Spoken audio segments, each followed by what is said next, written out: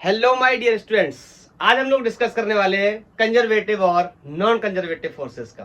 तो मैंने एक क्वेश्चन बना रखा है सामने। ये कोई चीज का एक ब्लॉक है जिसका मास कोई 2 kg है।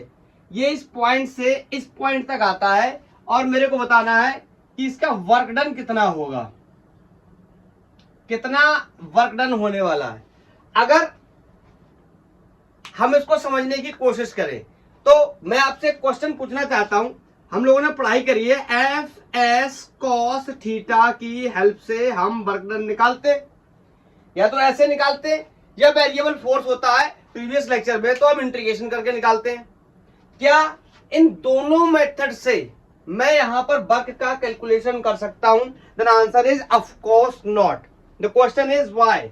बिकॉज हमें पता है कि ये कॉस थीटा क्या होता है, फोर्स एंड डिस्प्लेसमेंट के बीच का एंगल होता है। ध्यान से देखो तो इतना जिस प्रकार की ट्रेजेक्ट्री बनी हुई है इस पाथ की या इस रास्ते की ट्रेजेक्ट्री जो बनी हुई है, यहां पर कॉस थीटा बार बार चेंज होगा। और हमने जितनी भी पढ़ाई करी थी वो ये मानकर करी थी कि फोर्स एंड डिस्प्लेसमेंट के बीच का एंगल क्या रहने वाला है, सेम रहने वाला है। आप दोनों लेक्चर को जाके देख लो, मेरे नहीं किसी के भी देख लो। क्लियर? द क्वेश्चन इज, ये ट्रेजेक्ट्री इस तरीके से हो रही है, ये पाथ इस तरीके से बना हुआ है, then how we will calculate the work done on this path. तो इसके लिए कॉन्सेप्ट पैदा होता है। ध्यान से सुनना, क्या मैं ऐसे नहीं कर सकता? ध्यान से सुनना कि मैं इस मास को या इस चीज को पहले मैं ऐसे लेकर जाऊं, फिर ऐसे लेकर इस पॉइंट पर आ जाऊं। क्या मैं ऐसे नहीं कर सकता? मैंने शॉर्ट बना लिया, शॉर्ट ऐसे बना लिया, यहां पे समझो मैं ऐसे लेके गया और मैं ऐसे लेके आ गया। क्या मैं ये कर सकता हूं या मैं ये नहीं कर सकता हूं? अगर मैं ये कर सकता हूं, now calculation of work is very easy for me. How? आपको पता है नीचे की तरफ वेट mg और यहां से यहां जाएंगे तो बोलो ये डिस्प्लेसमेंट हो गया। और आपको पता है ये डिस्प्लेसमेंट और फोर्स के बीच में एंगल 90 डिग्री, तो यहां से यहां तक कोई भी वर्क डन नहीं होगा। ऑफ कोर्स यहां पे आऊंगा, जब इस चीज के टुकड़े को लेकर यहां आऊंगा तो आपको पता है वेट माने फोर्स नीचे की तरफ और डिस्प्लेसमेंट भी नीचे की तरफ, तो यहां पर वर्क आने वाला है। एंड सिंपली वर्क की वैल्यू कितनी जाएगी, mg। बोलो एंगल की बात करें तो डिस्प्लेसमेंट नीचे की तरफ, फोर्स भी नीचे की तरफ, angle would be 0। Is this clear? तो मैं कह सकता हूं और डिस्प्लेसमेंट कोई भी वैल्यू मान सकता हूं इस क्वेश्चन के हिसाब से, मैं आगे चलकर आपको बताऊंगा। यहां पर मैं डी मान लेता हूं, बोलो। और कॉस की वैल्यू 0 मतलब कितना हो गया, कॉस 0 की वैल्यू 1 मतलब इतना वर्क डन हो गया, वो भी कैसा, पॉजिटिव। क्यों? क्योंकि फोर्स भी नीचे, डिस्प्लेसमेंट भी नीचे। अब क्वेश्चन ये है कि मैंने इतने अजीबो गरीब पाथ से इसको इतना सिंपल पाथ में कैसे कन्वर्ट कर लिया। तो मैं अब हेडिंग लगाता हूं, ये तो हमारे लिए बहुत आसान है, हम इससे आराम से कैलकुलेट कर सकते हैं। बोलो। तो अब आज के लिए, आज के टॉपिक के लिए हेडिंग लगाने जा रहे हैं हम conservative and non conservative forces. मैं आपको बता दे रहा हूं ये कंजर्वेटिव फोर्स की वजह से मैंने ऐसा किया है। तो पहले कंजर्वेटिव फोर्स का कॉन्सेप्ट अच्छे से समझ लेते हैं, फिर देखते हैं ये क्वेश्चन कितना आसान था मेरे लिए। तो हेडिंग इज कंजर्वेटिव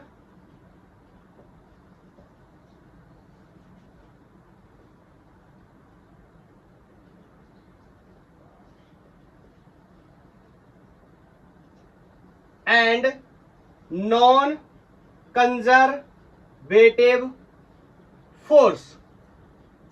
ठीक है, आप ये हेडिंग लगा लो, conservative and non conservative force. और मैं पहला हेडिंग लगा रहा हूं क्या, कंजर्वेटिव फोर्स।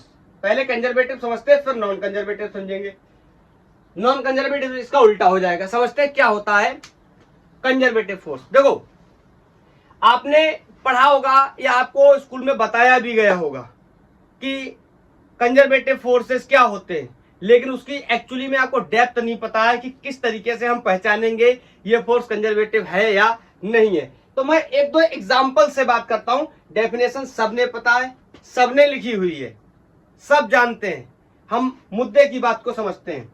देखो, आपने ऐसा पढ़ा होगा कि कंजर्वेटिव फोर्सेस वो होते हैं जिनका वर्क डन पाथ पर डिपेंड नहीं करता, पहली बात आपने पढ़ी होगी, मतलब जिनका वर्क डन पाथ इंडिपेंडेंट होता है, या इसी को दूसरे तरीके से हम ऐसे भी बोल सकते हैं कि जिनका वर्क डन इनिशियल और फाइनल पॉइंट पे डिपेंड करता है।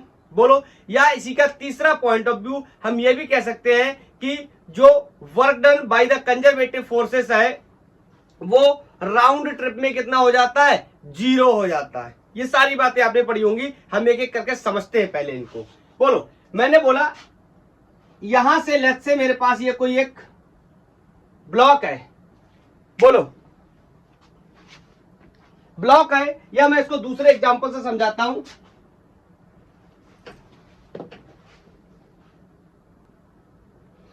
जैसे कि आपने पढ़ा हुआ है कि work done by conservative forces round trip में क्या होता है, 0। तो सबसे पहले मैं आपको राउंड ट्रिप की ही बात बताना चाहता हूं। राउंड ट्रिप का मतलब ये नहीं होता है कि पार्टिकल सर्कुलर मोशन करे। जैसे एग्जांपल के लिए मेरे पास ये पोटैटो है, मैंने इस पोटैटो को ऊपर फेंका, मतलब यहां से ये यहां गया और यहां से ये वापस आया मेरे हैंड पर। बताओ, तो ये क्या हो गया, यह भी एक राउंड ट्रिप ही है। राउंड ट्रिप का मतलब होता है कि पार्टिकल क्या करना चाहिए, जहां से स्टार्ट करता है अपना मोशन उसी जगह पे वापस आ जाए। इट मींस ये राउंड ट्रिप हो गया। तो मैं कैलकुलेट करने जा रहा हूं, क्या इसका वर्क डन राउंड ट्रिप में 0 है, क्या इसका वर्क डन राउंड ट्रिप में 0 नहीं है। बोलो, क्या work done by the conservative force है या नहीं है। तो समझते हैं, इस ब्लॉक को या इस आलू को मैंने ऊपर फेंका था और यहां से मैंने इसको ऐसे ऊपर फेंका और ये लेट्स से यहां तक कहीं गया, ठीक है, यहां तक गया। तो मैं आपसे पूछूं कि कितना वर्क डन हुआ होगा, तो आप सिंपली बोलोगे W equal to F D या एफ एस कॉस थीटा, या फोर्स और डिस्प्लेसमेंट का डॉट प्रोडक्ट। बोलो, अब ध्यान से सुनना, we are dealing with the work done by gravitational force. बिल्कुल समझ आएगा, कंजर्वेटिव नॉन कंजर्वेटिव, थोड़ा सा भरोसा रखो। तो बोलो, डिस्प्लेसमेंट ऊपर की तरफ, फोर्स लग रहा नीचे की तरफ। बोलो, तो एंगल कितना हो गया, 180 डिग्री। इसका मतलब जो भी वर्क डन आने वाला है वो कैसा है, नेगेटिव। Is that clear. कब, जब मैं पार्टिकल को ऊपर ले गया, मतलब ये जब आलू मेरा, ये सिचुएशन वो है जब आलू को मैंने नीचे से फेंका था और यहां कहीं तक गया था। अब दूसरी सिचुएशन है कि आलू यहां से नीचे आएगा, ये पोटैटो। बोलो, तो मैं कह सकता हूं कि यहां से नेक्स्ट पिक्चर है कि ये पोटैटो को मैंने यहां से छोड़ा और ये यहां कहीं जमीन पे आएगा, तो यहां पर मैं वर्क डन कैलकुलेट करने जा रहा हूं। ये फर्स्ट सिचुएशन हो गई। तो बोलो, यहां से यहां चल के आया, ऑफ कोर्स फिर से लगाने वाला हूं क्या, W equal to dot product of force into displacement, और we can write F S cos theta. तो सबसे पहले डिस्कस कर लेते हैं फोर्स के बारे में। बोलो, इसका वेट mg नीचे की तरफ, मैंने हेडिंग लगा रखा, work done by the gravitational force he discuss कर रहे हैं अभी हम लोग। बोलो, और डिस्प्लेसमेंट भी बोलो कहां है, नीचे की तरफ है। तो बताओ, मैं कह सकता हूं कि F W will be equal to F S cos, और कॉस की कितनी वैल्यू है, 0। क्यों, क्योंकि displacement and force both are in same direction या parallel to each other. So I can say the angle between the force and displacement will be 0. So work will be positive Fs. अरे बोलो यार, आगे देखो, अगर मैं आपसे बोलूं total work done by gravitational force, तो कितना हो जाएगा, W टोटल। तो मैं कह दूंगा W, ऐसे पॉइंट लिख लेता हूं कोई A से B ले जाने में, प्लस इसको यहां लिख दे रहा हूं B से A लाने में। तो ये B से A लाने में, तो सिंपली दिस इज AB। यहां से ऊपर ले गया था तो माइनस FS, और बोलो यहां से नीचे लाया था तो प्लस FS, और मेरे को यहां से पता चल गया कि वर्क डन कितना है, 0। बोलो यार, एक बात तो क्लियर हो गई कि वर्क डन 0 आ गया और ये एक राउंड ट्रिप भी है। इसका मतलब जो बात मैंने पढ़ी थी, जो बात मेरे को बताई गई थी कि work done by the conservative force on round trip क्या होता है, 0 होता है। बोलो, is that clear. Is that clear? Definition को मैं सबसे बाद में लिखूंगा सारी चीजें एक्सप्लेन करने के बाद। इज दैट क्लियर कि कंजर्वेटिव फोर्सेस का वर्क डन क्या होता है? राउंड ट्रिप पे जीरो। राउंड ट्रिप का मतलब बिल्कुल भी ये नहीं होता, मैं दोबारा से रिपीट कर रहा हूं कि यहां से पार्टिकल ऐसे जा रहा है, यही राउंड ट्रिप है ना। पार्टिकल इनिशियली जहां से स्टार्ट करता है, अगर come back to the same point after the given time, इसका मतलब वो क्या है? राउंड ट्रिप है, जैसे मैंने इस केस में आपको समझाया। तो एक बात क्लियर हो गई कि work done by the conservative forces depend, वो सॉरी, राउंड ट्रिप में कितना हो जाता है? जीरो। एक बात मैं आपको और बताना चाहता हूं, अभी के लिए आप इतना मान लो कि ग्रेविटेशनल फोर्स या कंजर्वेटिव फोर्स, आपको पता होगा ग्रेविटेशनल फोर्स, इलेक्ट्रोस्टैटिक फोर्स, ठीक है, स्प्रिंग फोर्स, क्लियर है? मैं आपको एक दो बातें और बताता हूं। आपने एक बात और पढ़ी होगी कि work done by the conservative force does not depend upon the path, simply depend करता है इनिशियल एंड फाइनल पोजीशन पे। बोलो, दूसरा एग्जांपल इससे प्रूफ करता हूं मैं, समझते हैं। Again this is the potato. इस पोटैटो को पहले मैं ऐसे ले गया, सिंपली मैंने ऐसे फेंका। आपको पता वर्क कितना होने वाला है? बिल्कुल क्लियर है, minus times of F S या M G S. Is that clear? लेकिन दूसरी बात मैंने क्या किया, लेके मुझे इसी पॉइंट तक जाना है, लेकिन इस बार मैंने ऐसे किया, ऐसे ले गया, ऐसे किया, ऐसे ले गया। मेरी बात को समझना, मैं डायग्राम बनाता हूं। जैसे ए पिक्चर है कोई, इस पोटैटो को अपन लेके गए इस तरीके से, और यहां तक मैं लेके आया। लेट्स से ये कोई डी डिस्टेंस चलवा के लेकर आया हूं, तो आप बता दो कि इसका वर्क डन कितना होगा? बहुत ही सिंपल है मेरे लिए। ये पॉइंट ए है, ये पॉइंट क्या है? बी है। मैं कह सकता हूं एफ एस कॉस 180। अभी डिस्कस करके आया हूं। बोलो, वेट ऑफ कोर्स, फोर्स नीचे की तरफ, डिस्प्लेसमेंट ऊपर की तरफ, angle 180, so work done will be minus times of F S, या आप चाहो तो एफ की वैल्यू को भी एक्सपोज कर सकते हो एम जी, और डिस्प्लेसमेंट की वैल्यू को डी डाल सकते हो। क्लियर है? इन सब चीजों से ज्यादा परेशान होने की जरूरत नहीं। अब दूसरा पिक्चर समझना, ये ए पिक्चर हो गया। अब मैं बी पिक्चर में आपको समझाना चाहता हूं कि लेट्स से ये मेरे पास एक पोटैटो है। अब मैं पहले इसको यहां तक ले गया, थोड़ा सा मैं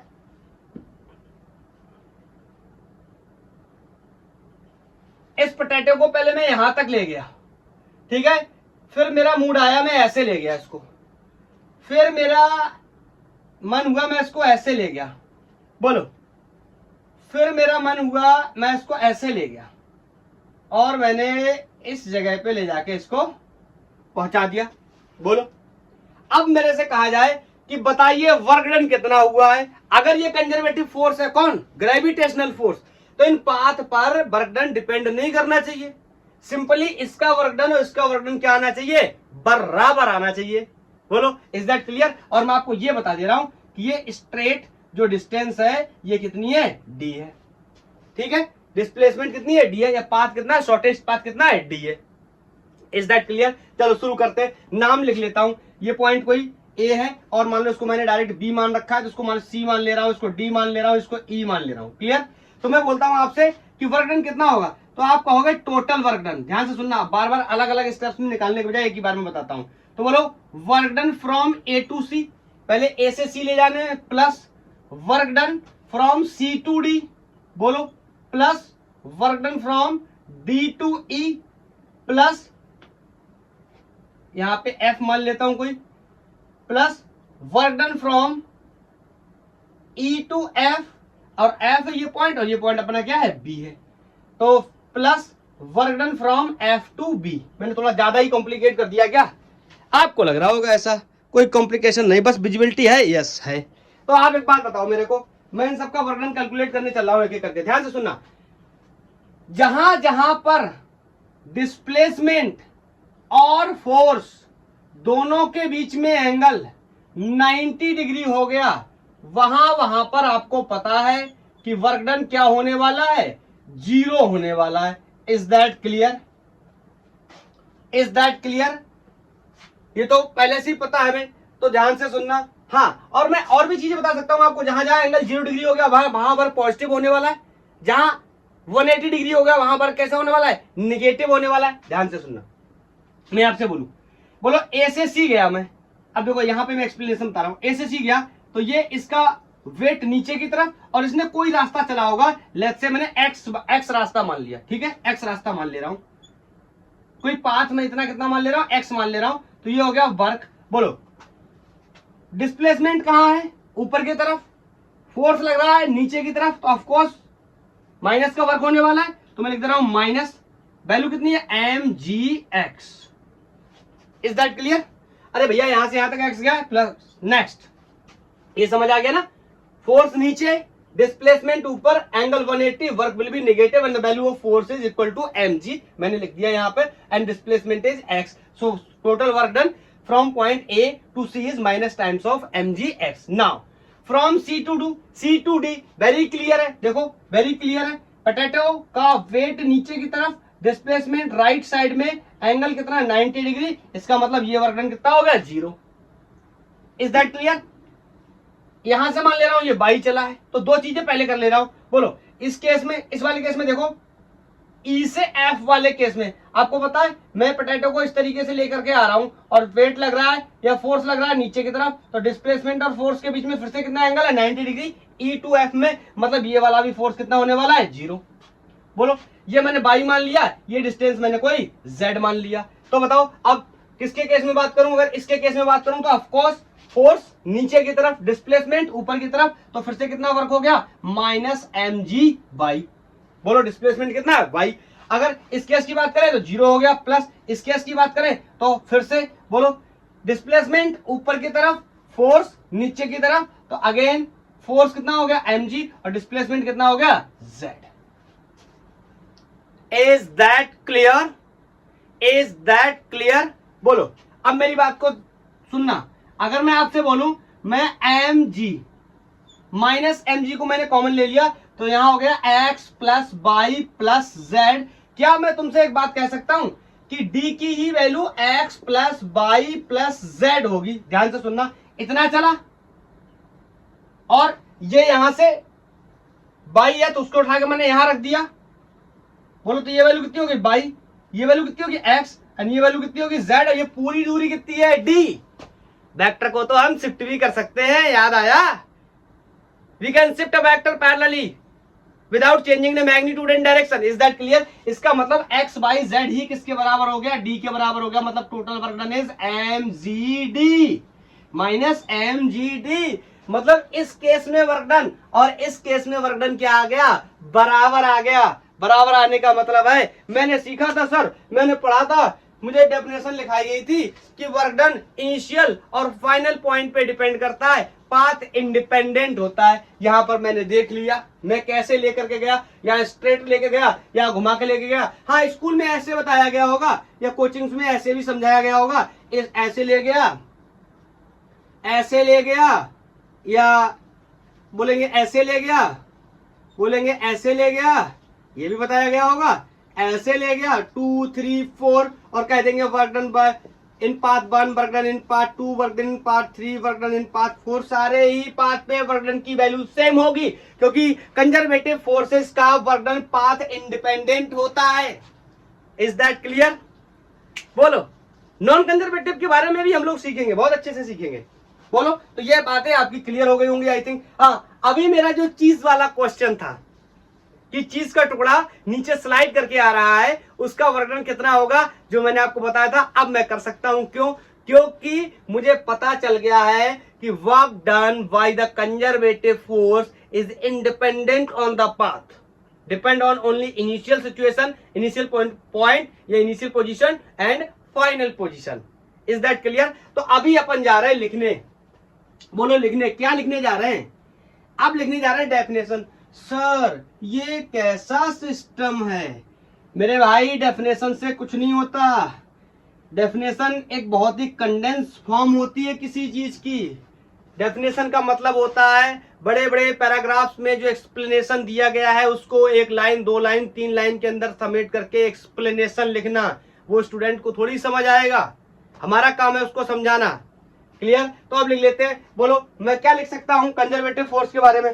सर अब आपको तो बताने की जरूरत ही नहीं है, अब तो मैं खुद से ही लिख लूंगा। बोलो क्या लिख लोगे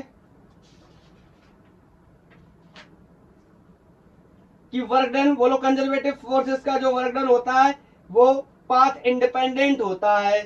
बोलो मैं लिख सकता हूं क्या? कंजर्वेटिव फोर्सेस कौन से होते हैं? Work done by conservative force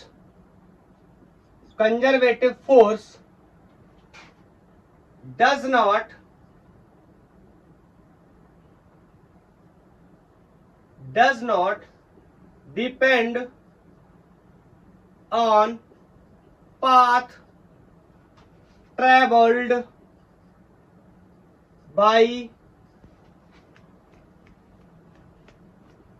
by particle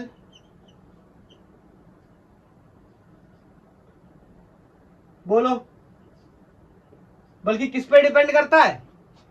it depends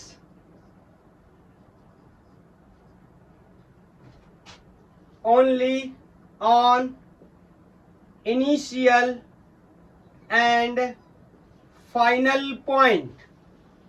initial और फाइनल पॉइंट्स पे डिपेंड करता है किसका वर्क डन? कंजर्वेटिव फोर्सेस का work done.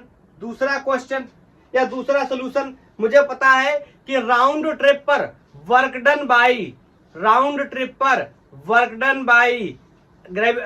By conservative forces कितना होता है? 0। मतलब work done by conservative force on a round trip. मैं क्लियर कर चुका हूं अपनी बात। राउंड ट्रिप से क्या लेना देना है? जरूरी नहीं राउंड ट्रिप का मतलब सर्कुलर मोशन करे। राउंड ट्रिप का मतलब जहां से शुरू करता है वहीं पे वापस आना चाहिए, जैसे हमने ब्लॉक के या पोटैटो के एग्जांपल से समझा था। बोलो work done on the round trip, work done on the round trip will be 0 या क्लोज लूप भी लिख सकते हो आप। मैं इस बात को दोबारा से थोड़ा सा बता देता हूं। जैसे अपना पोटैटो था, अपन लोग पोटैटो को लेके गए थे ऊपर, याद आया?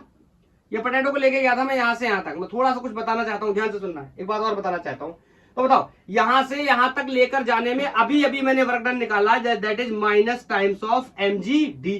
क्लियर? और जब मैं इसको यहां से लेकर के नीचे आया हूं तो इस केस में मैंने जो वर्क डन निकाला है दैट इज प्लस mgd। याद है? अभी निकाल करके आए। तो बताओ मैंने किया था total work is equal to, point भी लिखे थे ए से बी, और ये क्या लिखा था? बी से ए। तो ए से बी प्लस बी से ए। और अभी हमने ये डिस्कस भी कर लिया और देख भी लिया ये वर्क डन कितना है? नेगेटिव, सॉरी ये कितना है? टोटल वर्क डन कितना है? 0। तो बताओ ए बी का वर्क डन कैसा है? माइनस टाइम्स, बोलो नेगेटिव वर्क डन में वैल्यू नहीं देता, जनरल रिलेशन बनाने की कोशिश कर रहा हूं। बोलो और इसका वर्क डन कैसा है? पॉजिटिव। तो मैं ये भी कह सकता हूं कि ए बी का वर्क डन बी ए के वर्क डन के क्या होगा? बराबर। दोनों तो एक ही बातें है ना। मतलब क्लोज लूप में आप काम कर रहे हो, आप राउंड ट्रिप में काम कर रहे हो, तो जितना वर्क डन किसी पार्टिकल को एक पॉइंट से दूसरे पॉइंट तक ले जाने में लगा, अगर प्लस का लगा तो वापस लाने में उतना ही निगेटिव लगेगा। दैट्स बाय दोनों का समेशन क्या होगा? 0। या मैं कह सकता हूं कि दोनों के द्वारा किया गया वर्क डन क्या होगा? सेम होगा। ए से बी ले जाने में भी वर्क डन सेम और बी से ए लाने में भी वर्क डन सेम। बस एक क्या होगा? पॉजिटिव और दूसरा क्या होगा? नेगेटिव, जैसे मैंने यहां से देखा है। बोलो दोनों ही वर्क डन क्या है? बराबर। बोलो इज दैट क्लियर? आप ऐसे भी समझ सकते हो, जैसे ये ब्लॉक है एम मास का, इसको यहां से यहां लेके गया मैं। बोलो इसको यहां लेके गया और मेरे से बोला गया कि मैंने इसमें एफ फोर्स लगाया है और मैं इसको डी रास्ता कवर करा के ले गया। बोलो तो आपसे कहा जाएगा कि कितना वर्क डन होगा? बोलो तो आप निकाल लोगे, लौट के आने में भी उतना ही वर्क डन होगा। बोलो क्लियर? तो मैं समझ गया, ये नोट कर लिया आपने।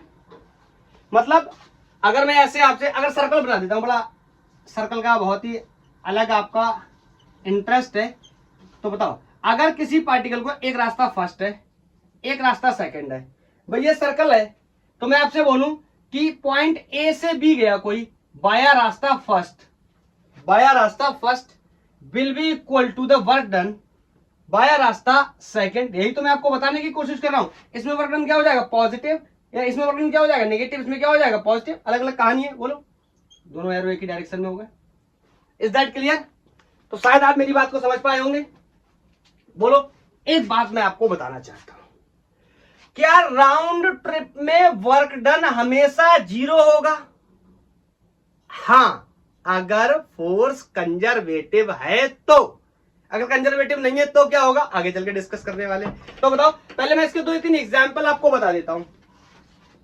एग्जाम्पल आपको 2-3 बता देता हूं कि कंजर्वेटिव फोर्स और कंजर्वेटिव फोर्सेस के एग्जाम्पल क्या होते हैं। आपने बहुत ही फेमस सुन रखे हैं कंजर्वेटिव फोर्स के एग्जाम्पल। जैसे पहला है ग्रेविटेशनल फोर्स, जिसकी अभी हम लोगों ने बात भी करी थी। बोलो दूसरा हम कह सकते हैं इलेक्ट्रोस्टैटिक फोर्स, ये आपको 12th में पढ़ने को मिलेगा। बोलो, या हम स्प्रिंग फोर्स को भी बोल सकते हैं, स्प्रिंग फोर्स। ठीक है, क्लियर?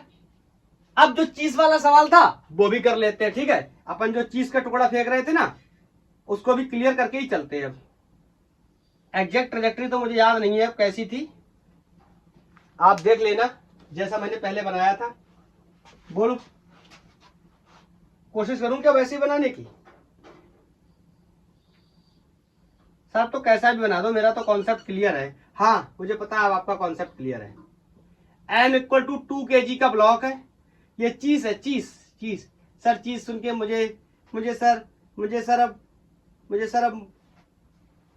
सर कुछ खाना है सर, कुछ खाना है। ओके बना लेते हैं। d equal to total distance was 2 metre.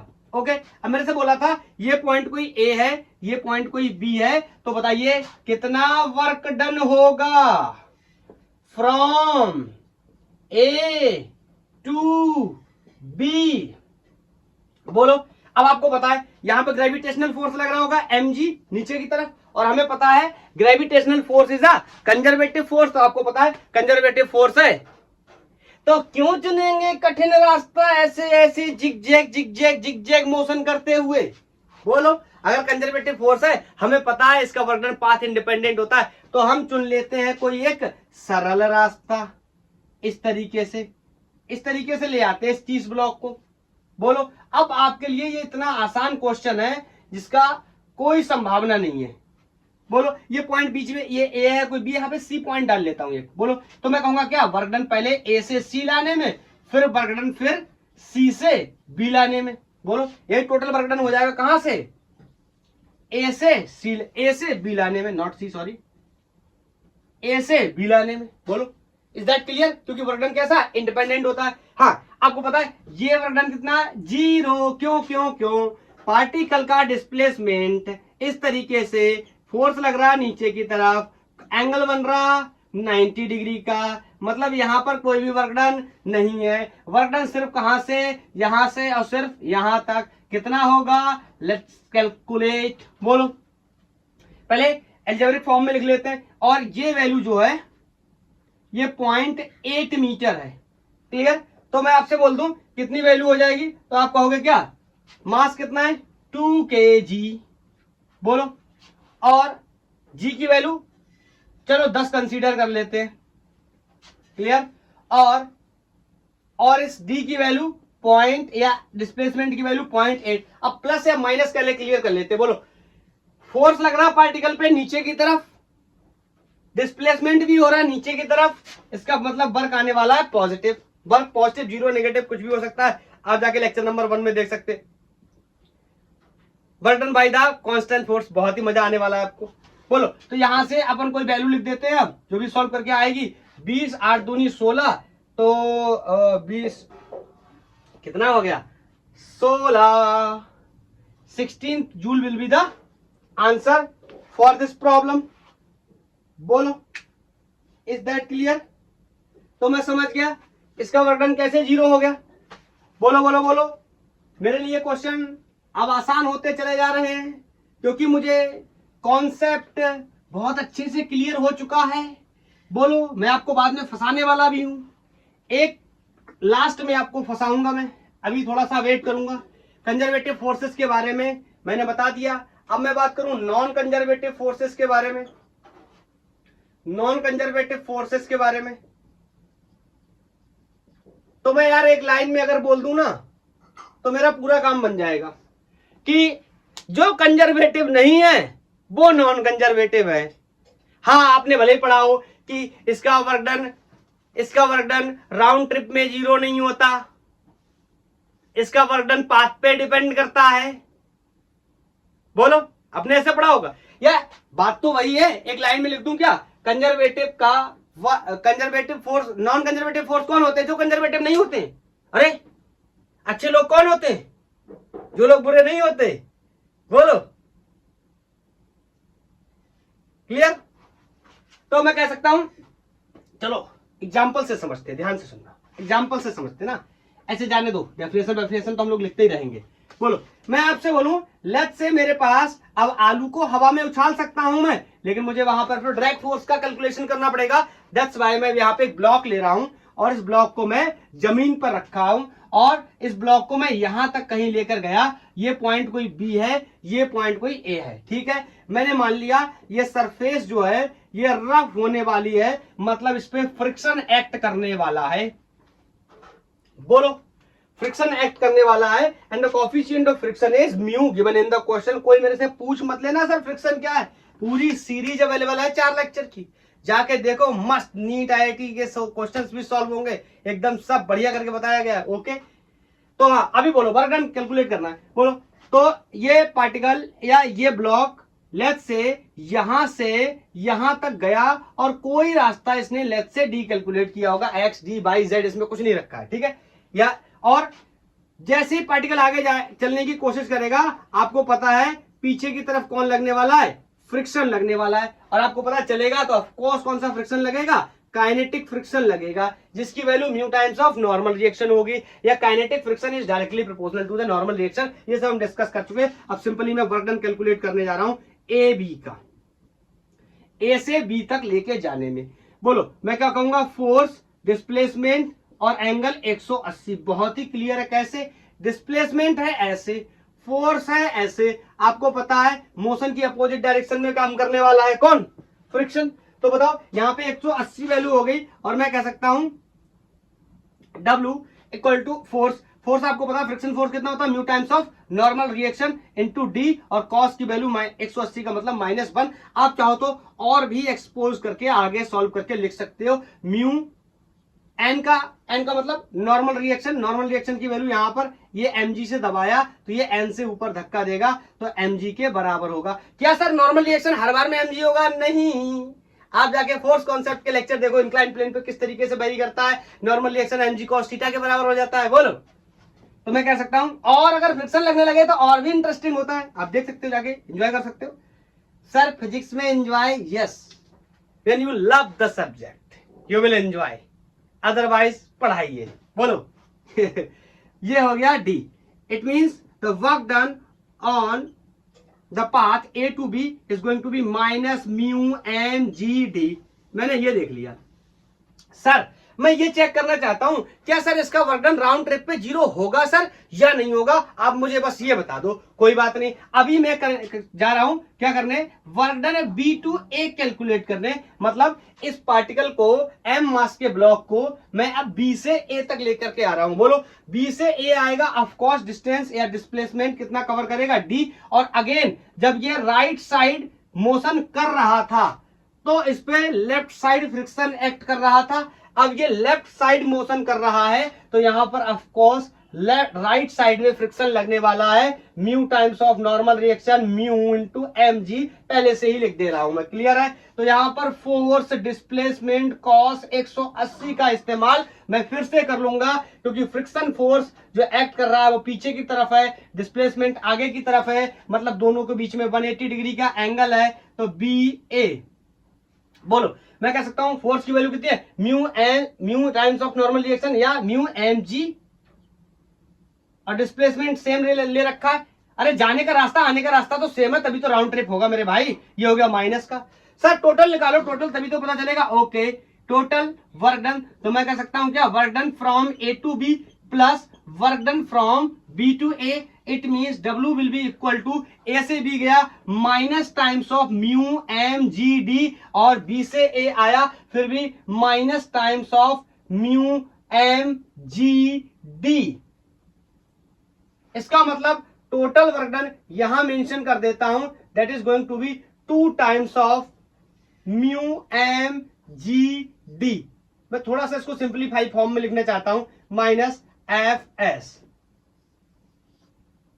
Sorry ये म्यू एम जी डी, ये म्यू एम जी डी, ये कितना हो गया 2 म्यू एम जी डी या 2 एफ एस, सिंपली फॉर्म में एफ एस के फॉर्म में लिखना चाहता हूं।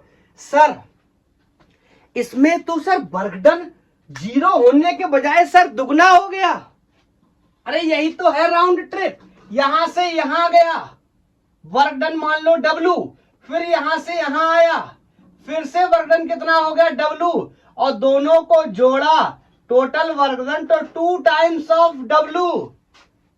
इसका मतलब सर मुझे एक बात तो समझ में आ गई है कि ये कंजर्वेटिव फोर्स तो नहीं हो सकता। अगर कंजर्वेटिव होता तो इसका वर्क डन कितना आता, राउंड ट्रिप में 0 आता। इसका मतलब सर अगर ये कंजर्वेटिव नहीं है तो सर ये कैसा है, नॉन कंजर्वेटिव है। तो आप समझ गए कि नॉन कंजर्वेटिव फोर्सेस का जो वर्क डन होता है वो राउंड ट्रिप में 0 नहीं होता है। इसका मतलब non conservative forces path dependent होते हैं। क्लियर? Is that clear? बोलो, दोनों ही कंडीशन में वर्क डन बराबर नहीं भी हो सकता है। बोलो बोलो बोलो बोलो बोलो। कंजर्वेटिव में क्या था, फोर्सेस वर्क डन बराबर था और अपोजिट था, मतलब एक प्लस था एक माइनस था, 0 यहां को जरूरी नहीं है ऐसा होगा। Is that clear? तो इसका मतलब अब मैं हटाकर एक्सप्लेनेशन आपको एक लाइन में लिख देता हूं सारी चीजें, कि नॉन कंजर्वेटिव फोर्सेस का वर्क डन पाथ डिपेंडेंट होता है। नॉन कंजर्वेटिव या work done bye non conservative force is path dependent. बोलो, पाथ डिपेंडेंट है, इसका मतलब पाथ पे डिपेंड करता है, तो इनिशियल फाइनल का कोई कॉन्सेप्ट नहीं है। दूसरा, इसी में एक बात और जोड़ देता हूं कि ऑन दी राउंड ट्रिप या close path work done will not be equal to work done will not be equal to 0। किसके केस में, नॉन कंजर्वेटिव। एक दो एग्जांपल बता देता हूं, जैसे फ्रिक्शन फोर्स, अभी अभी हमने बात भी करी थी। दूसरा विस्कस फोर्स। तीसरा ड्रैग फोर्स।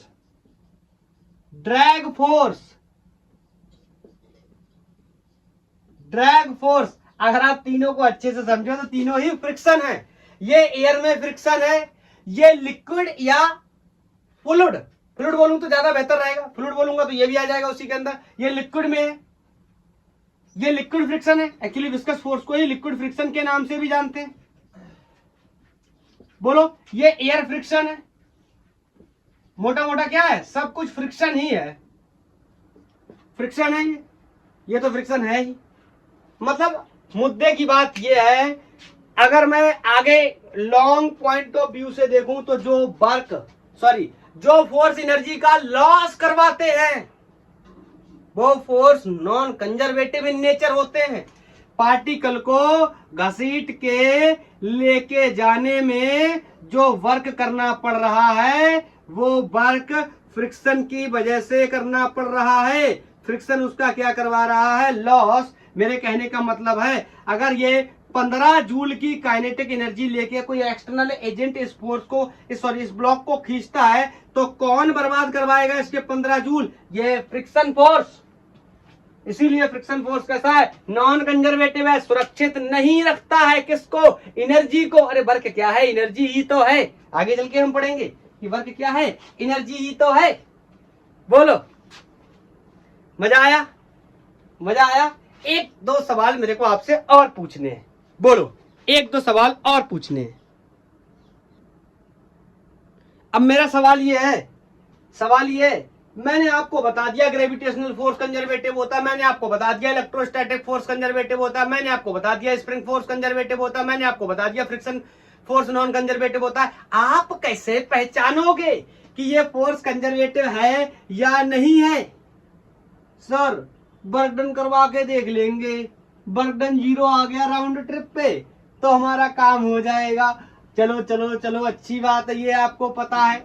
लेकिन अगर मैं फोर्स को कुछ इस तरह लिख दूं तो तुम कैसे पहचानोगे कि ये कंजर्वेटिव है या नॉन कंजर्वेटिव है? मतलब अगर वेक्टर फॉर्म में लिखा हुआ है कौन, force, then how will you find the force is conservative or non conservative?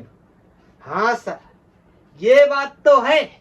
इतना ही मैंने स्कूल में या कोचिंगों में पढ़ा था कि कंजर्वेटिव फोर्सेस का वर्क डन 0 हो गया, ये हो गया, वो हो गया। लेकिन किसी ने ऐसी डिस्कशन क्यों नहीं करी कि फोर्स अगर वेक्टर फॉर्म में दिया है या इस तरह कुछ फोर्स लिखा है तो मैं कैसे पहचानूंगा कि ये कंजर्वेटिव है या नॉन कंजर्वेटिव है? मैं आपको इसका एक तरीका बताता हूं कि किस तरीके से हमें पहचानना है।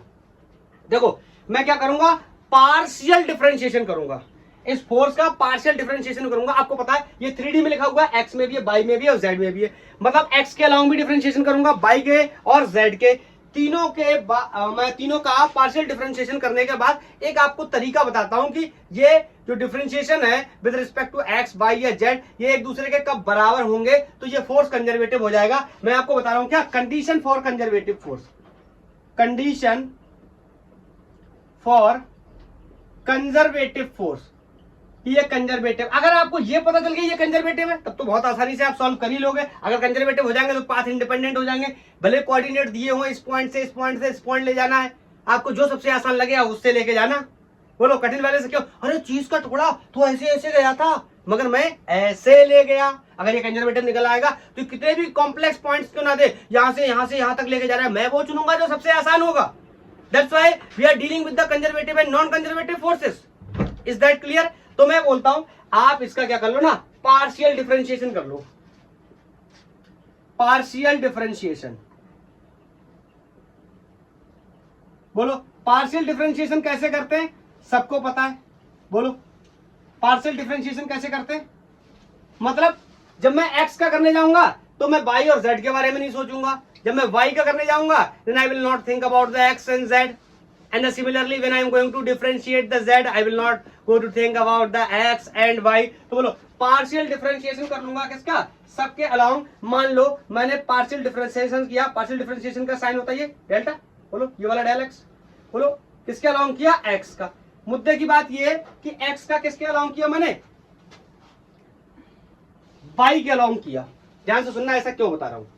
देखो क्या होगा, maximum time, not always, maximum time ये 0 आ जाएगा, मैक्सिमम टाइम, नॉट ऑलवेज। देखो ध्यान से क्या होगा, ये एक्स है, एक्स में मौजूद है कोई कोऑर्डिनेट, लेकिन मैं उसका डिफरेंशिएशन किसके अलाउंग कर रहा हूं, वाई का।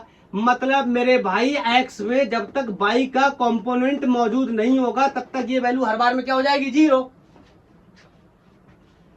अगर ये बराबर है, किसके बराबर है, डिफरेंशिएशन या partial differentiation of force in Y direction upon force in Y direction का पार्शियल डिफरेंशिएशन किया। अब देखो ये एक्स के रिस्पेक्ट में कर रहा हूं, मतलब समझ रहे हो कि कोई वैल्यू दे रखी होगी मेरे को फोर्स की, मेरे को उसको पार्शियल डिफरेंशिएट करना है, वाई के अलाउंग करना है। एफ का एक्स डायरेक्शन में जब फोर्स है तो वाई के हिसाब से करना है डिफरेंशिएट, और जब फोर्स वाई में है तो डिफरेंशिएशन किसके अलाउंग करना है, एक्स के अलाउंग। ऐसी मैं इसकी और जो बची हुई कंडीशंस हैं मैं आपको वो भी बता दे रहा हूं कि del F X upon del Z should be equal to del F Z upon del X, या तीसरी कंडीशन भी मैं इसकी आपको बता दे रहा हूं कि डेल एफ बाई का differentiation, partial differentiation del Z के साथ और del differentiation of force in Z direction with respect to Y direction. Is that clear? बोलो, इज दैट क्लियर? अब ध्यान से सुनना, अगर ये तीनों बराबर आते हैं पार्शियल डिफरेंशिएशन करने के बाद, इसका मतलब फोर्स कैसा है? कंजर्वेटिव है। और नहीं आते बराबर, उदाहरण के लिए ये 1 आया, ये 1 आया, ये भी 1 आया, ये भी 1 आया, ये भी 1 आया, ये भी 1 आया, इसका मतलब फोर्स कैसा है? कंजर्वेटिव। तो मेरे लिए वर्क डन निकालना बहुत ही आसान है, पॉइंट्स वगैरह दिए होंगे, मैं उसके हिसाब से कैलकुलेट कर लूंगा। बोलो, अगर बराबर नहीं आते इसका मतलब क्या है? नॉन कंजर्वेटिव, तो भी मैं निकाल लूंगा। तो सबसे बड़ा प्रश्न है कि मैं कैसे पहचानूंगा ये कंजर्वेटिव है या ये कंजर्वेटिव नहीं है। जैसे मैं आपको एग्जांपल के तौर पर बताऊं, F equal to x i plus y j, मैं Z का नहीं ले रहा हूं, 2 ही ले रहा हूं, 2D में फोर्स ले रहा हूं। बोलो, अब मेरे को निकालना, पहले मैं देख लेता हूं ये कंडीशन क्या सेटिस्फाइड कर रहा है कि नहीं कर रहा है। देखो, जब मैं इसका डिफरेंशिएशन, पार्शियल डिफरेंशिएशन करने जाऊंगा, किसके अलाउं? एक्स के अलाउं। एक्स के अलाउं करने जाऊंगा तो किसके रिस्पेक्ट में करूंगा? बाई के रिस्पेक्ट में। तो ध्यान से देखो, जब मैं इसका करने गया, डी नहीं, del X upon del Y plus del Y upon del Y. बोलो, अब मैं क्या करूंगा? बोलो, ध्यान से देखो, ये एक्स का डिफरेंशिएशन कर रहा हूं बाई के रिस्पेक्ट में, तो देखो यहां ऐसी समझ जाना चाहिए कि यहां बाई का वेरिएबल नहीं है, तो ये वैसे ही 0 हो जाएगा। बोलो, और इस वाले में करने गया तो यहां पर बाई का कर रहा हूं, तो यहां पे कौन आ जाएगा? एक्स आ जाएगा, तो ये भी 0 हो गया। बोलो, मतलब जब मैंने ये किया तो ये आया 0। बोलो, अब तुम दूसरी कंडीशन लगा लो, ये वाली भी तो मैंने की है। देखो ध्यान से, जब बाई के रिस्पेक्ट में करूंगा, ध्यान सुनना, बाई के रिस्पेक्ट में करूंगा, ये वाला भी 0 हो जाएगा। क्यों? क्योंकि यहां पे बाई नहीं है। और जब इसका करूंगा बाई के रिस्पेक्ट में, नीचे एक्स आ जाएगा, यहां एक्स नहीं है, तो ये वाले भी क्या हो जाएगा? 0। मतलब ये 2 कंडीशन सेटिस्फाइड करेगा। इससे कर लो, इससे कर लो, इससे कर लो, किसी से कर लो, हर बार में क्या आएगा? 0। बोलो, इज दैट क्लियर? तो कैसे पहचानेंगे? तो इस तरीके से पार्शियल डिफरेंशिएशन करने के बाद पहचान लेंगे फोर्स कैसा, कंजर्वेटिव है या कंजर्वेटिव नहीं। अगर मुझे पता चल गया कंजर्वेटिव है या नॉन कंजर्वेटिव, तो वर्क डन निकालना मेरे लिए बहुत ही आसान होने वाला है। बोलो हां या ना।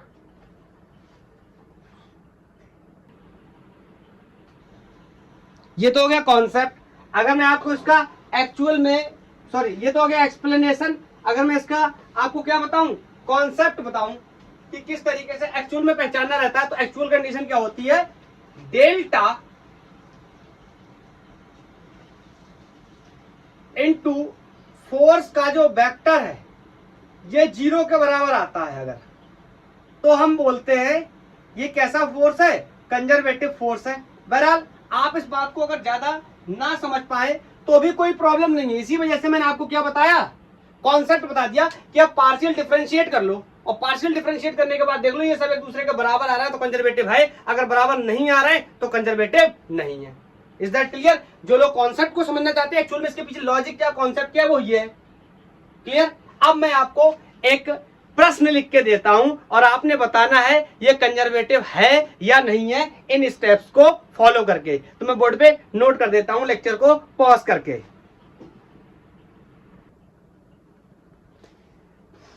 होमवर्क में आपके लिए ये क्वेश्चन छोड़ रहा हूं मैं।